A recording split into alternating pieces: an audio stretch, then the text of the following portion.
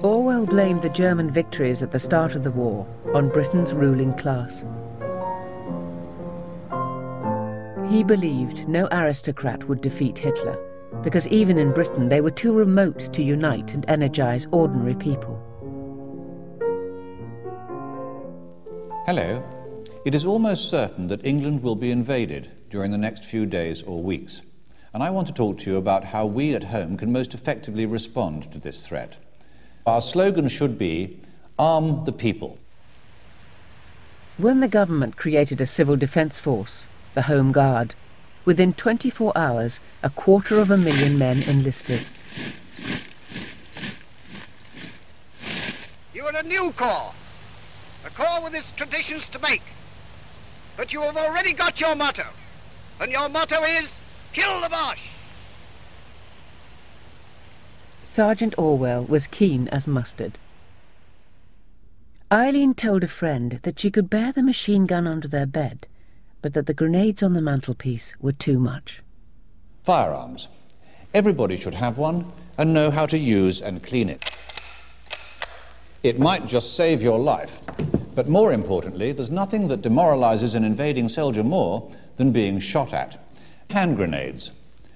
These will be absolutely necessary if enemy parachutists with machine guns manage to establish themselves in our large towns.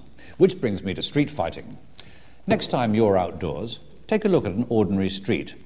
Note the many examples of cover available: dustbins, pillar boxes, street lamps, etc.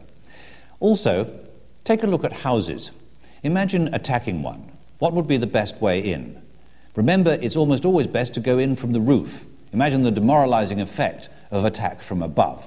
And never forget, it's always easier to throw a bomb downstairs than up.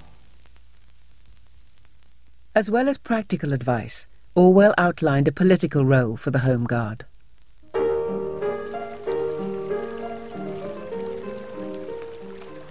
A village hall on a quiet summer evening. But there seems to be something doing.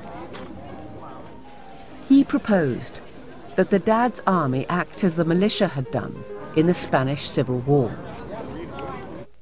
It is only by revolution that the native genius of the English people can be set free. We have got to fight against privilege, against the notion that a half-witted public schoolboy is better for command than an intelligent mechanic. We have got to break the grip of the moneyed class as a whole. There will be a bitter political struggle. At some point or other, it may be necessary to use violence. We shall have to fight against bribery, ignorance, snobbery. The bankers and larger businessmen, the landowners and dividend drawers, the officials with their prehensile bottoms will obstruct for all they are worth. But the chances are the will of the majority will prevail. We are in a strange period of history in which a patriot has to be a revolutionary, and a revolutionary has to be a patriot. Get up, Mrs. Timble, it was your idea. I find him a very exciting person to meet, who said what I would like to have said. Idealistic and young, David Astor became a loyal supporter of Orwell. He really saw things in a way that I felt I instinctively reacted to as being right.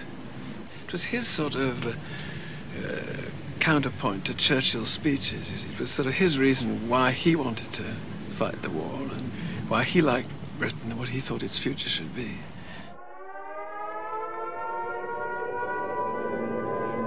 Displaying his instinct for being at the heart of great events, Orwell and Eileen moved into London, just in time for the Blitz. Oh, Danny boy, my pipes are calling. From glen to glen, and down the mountainside. During during the war, he said to me how much he hated London, but he said, of course, you can't leave when people are being bombed to bits all around you.